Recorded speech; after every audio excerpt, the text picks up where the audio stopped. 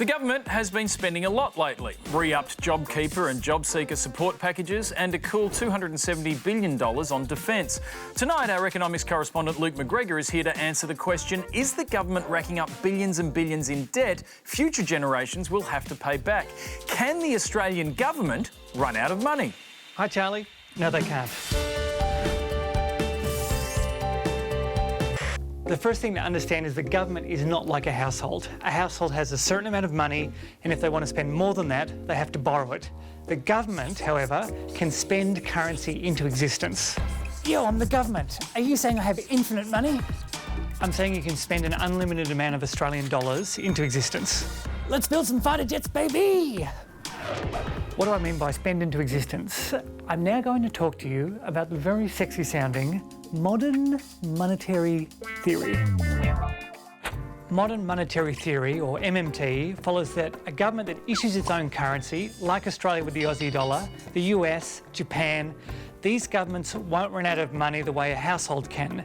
It's not so much that the government doesn't have to pay for stuff, it's more that the government doesn't need our taxes to pay for stuff. For example, when you see a doctor to get your once-a-week mole check, the Reserve Bank processes that payment on behalf of the government, currently $36.30. Now, the government allocates a dollar amount each year to Medicare. So does that mean, at a certain point, if enough people visited the GP, this would happen? Ooh, I'm sorry, sir. It looks like Medicare has run out of money this year. You'll have to pay full price. That would never happen. The RBA will never bounce a government cheque because, as MMT states, the government can create currency. It's just changing numbers on a screen. So if the government can create currency, is there a limit on how many Aussie dollars the government can spend? According to MMT, no. There are consequences, but no limit. You want fully funded healthcare? You got it. You want to spend billions more on defence? Sure. A gold statue of Scott Morrison in every town? Easy. What's the catch? Inflation. If the government spends so much that it overheats the economy, we risk increasingly higher prices. What's important to remember, though, is that government spending doesn't cause inflation directly. For example, JobKeeper represents a huge increase in currency being poured into the economy, but it hasn't impacted the inflation rate. In fact, the RBA is currently worried the inflation rate will remain too low. Now, let's say JobKeeper was suddenly raised to $1 billion a week each, and this led to people spending faster than the economy could churn out stuff they wanted to buy.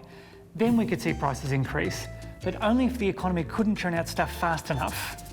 I know what I would buy if I had $1 billion each week. I can't wait to see what the editor puts in the thought bubble. So, if the government can create currency to pay for things, why do we need taxes? Well, according to MMT, taxes serve several purposes, including... I got this, loser. 1. Taxes create a demand for the government's currency, in our case, the Aussie dollar. One of the reasons we're not all using Bitcoin right now is because the ATO won't accept it as payment. 2. Taxes are a way to change behaviour. Like a tax on cigarettes. 3. Taxes can decrease spending to help control inflation. If the government raises our taxes, we can't spend as much. Basically, taxes... And 4.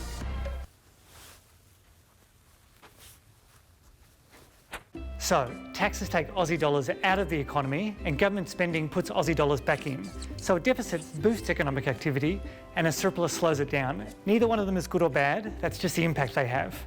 Before I continue, here's a quick video of a dog riding a skateboard to thank you for sticking with me up until this point.